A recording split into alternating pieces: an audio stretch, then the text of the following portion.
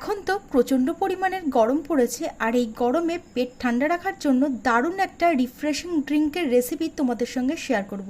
আর যেটা বানানোর জন্য আমাদের যে প্রধান উপকরণ লাগবে সেটা হলো কতিলা। কতিলা কি এবং তার কি উপকারিতা আছে সেটা সম্বন্ধে আগেই একটা ভিডিও আমি দিয়ে রেখেছি, তোমরা চাইলে দেখে নিতে পারো। একটা বাটিতে নিয়েছি 1 চামচ সবজা সিড, আর এর মধ্যেও কিছুটা পরিমাণ জল দিয়ে দিচ্ছি।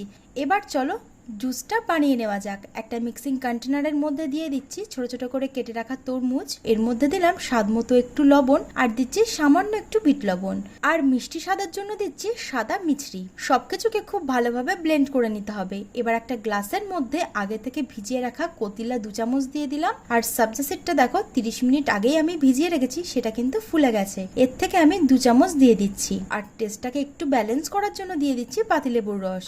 এবার এর মধ্যে তরমুজের জুসটাও দিয়ে দিচ্ছি। খুব ভালোভাবে এটাকে মিশিয়ে নিলাম। তৈরি হয়ে গেল আমাদের এই গরমের জন্য উপযুক্ত রিফ্রেশিং একটা ড্রিঙ্ক। আজকের ভিডিওটা তোমাদের কেমন লাগলো অবশ্যই কমেন্টে জানিও। ভালো লাগলে লাইক আর শেয়ার করতে ভুলো না।